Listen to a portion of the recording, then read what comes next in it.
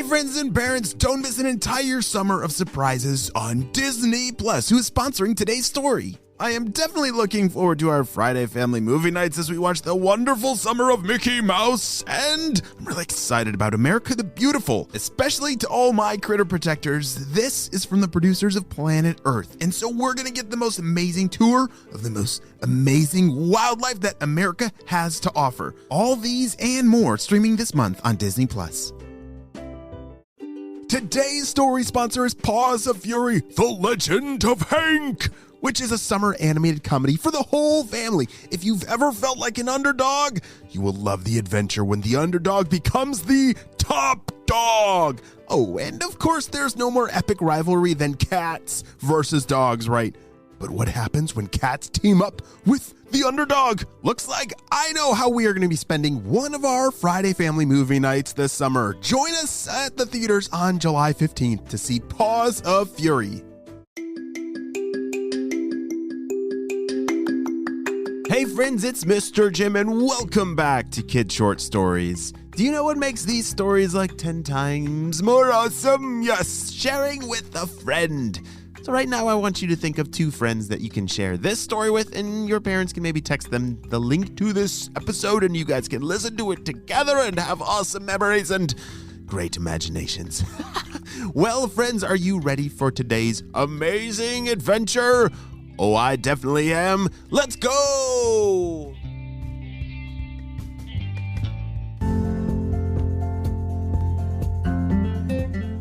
It was a beautiful day, which meant that today was Rocket Blast-Off Day.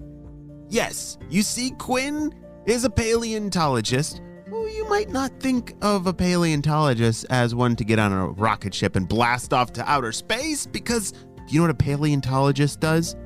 Yeah, they look at fossils and look for evidence of dinosaurs. But Quinn was just recently given a very important special mission to go to space and look for dinosaurs. I know what you're thinking, that dinosaurs don't exist in space, but, you don't know until you know. And the only way to know is to go explore, right? Yeah, exploration is searching for something unknown. And so even though we don't know that dinosaurs, if they exist in space, maybe they do, and maybe they've just never been discovered before. So that is why Quinn is walking right now into a spaceship. And the only days that you can blast off in a spaceship is beautiful days. So it's a good thing that today was a bright, shiny day, not a cloud in the sky. And as Quinn was about to strap in her seatbelt, 3, 2, 1. The rocket ship blasted off. It was headed straight to the moon. This was the first time that Quinn had ever gone to outer space. Normally you would find her with some shovels, a pickaxe, and a brush, with her sitting in a big hole in the dirt, maybe in the desert, digging away looking for dinosaur bones or fossils. But this time, Quinn had a full astronaut suit and was on her way to the moon. She did bring her tools, of course, because she was going to look for fossils on the moon. It took a long time to reach the moon, but finally, her spaceship gently touched down on the surface of the moon. She couldn't wait to get out and start exploring, looking for evidence of fossils or dinosaur bones or maybe even a dinosaur tooth. That was the favorite thing. She always loved finding a dinosaur tooth. Well, as she stepped out from her spaceship with all of her astronaut gear and her paleontology tools, she took her first step on the moon. Wow, this is so cool, said Quinn. She turned around in a circle to get a full view of everything on the moon. And there it was. Wow, I can see planet Earth from here. It looks so small. Wow. She was right. When you stand on the moon and look back towards the Earth, our whole planet looks way smaller. But it's a pretty amazing view of Earth to stand on the moon. She didn't have a lot of time to, just enjoy the view. If it was me, I would want to just pull up a chair, pop it open, maybe have a nice glass of lemonade, and sip my lemonade as I looked at all of space and the stars and the planets and planet Earth. But there's no time for that. She needs to find evidence of dinosaurs.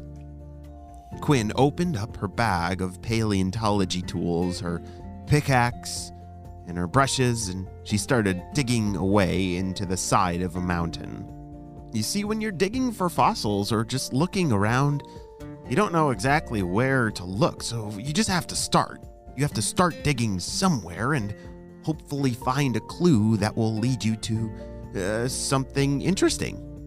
Well, after several hours of digging, she wanted to take a little bit of a break. It was a very well-earned and well-deserved break, might I add. She was walking back to the spaceship to radio in back to base camp at planet Earth to tell them an update that she hadn't found any fossils yet. All right, well, the team's going to be kind of bummed to know that I haven't found any fossils yet, said Quinn, but I have to at least give them an update. As she walked closer and closer to the spaceship, all of a sudden, she saw something. What was that? It was a flash of light, something that looked like it was moving kind of far away, but it was very fast. She couldn't tell if it was, maybe an asteroid that crashed on the moon and some rocks bounced around, or maybe a shadow from the sun. But either way, it caught her attention, and she had to figure it out. Shh, Quinn to base. I have not found any fossils yet, a few hours into the dig, but I did just observe some strange movements over the hill. I need to go investigate. I'll update you when I find out. Quinn, over and out. Shh. Quinn put down the walkie-talkie at her spaceship and headed off towards whatever that was that caught her eye. As she walked further and further down this valley on the moon, it was very rocky. She had to climb over boulders and jump over big holes. It's pretty cool being on the moon. You can jump a lot higher when you're there because there's not as much gravity. But as Quinn got closer and closer to what it was that she had seen, she couldn't believe her eyes. What in the world? These totally look like dinosaur tracks. She was right. Down in the dust of the moon were footprints that looked like dinosaur tracks. This got Quinn very excited because she loved finding footprints. Remember the two things that were her favorite things to find as a paleontologist? Yes, footprints and teeth.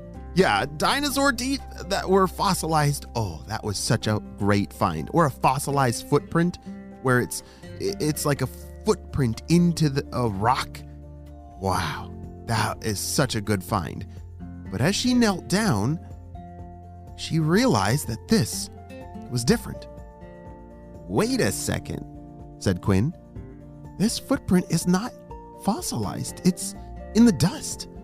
It's like a footprint just like if I were to step in the dust with my boot. Quinn was right. As she looked back at her footprints, they were identical to the type of footprints that she was looking at here. No, she wasn't a dinosaur, so they looked different, but it was still the same way that you would press your boot or a foot into the dust. Holy smokes. Did I just discover a real dinosaur on the moon? That can't be possible. There's no way a dinosaur... Holy smokes! What in the world has Quinn just discovered? Are there real dinosaurs on the moon living there today? I'm not sure what's going to happen, but we're going to have to wait and see what happens on the next episode of Kids Short Stories.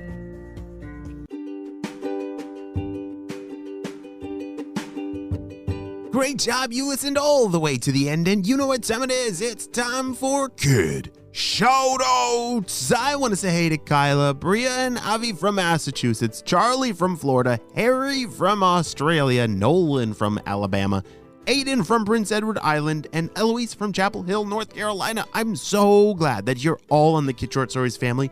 And on the spy team, we could not stop Dr. Stinky Breath and his crew without you, my friends. Well, you have a super duper day, and I will see you on our next adventure. Bye!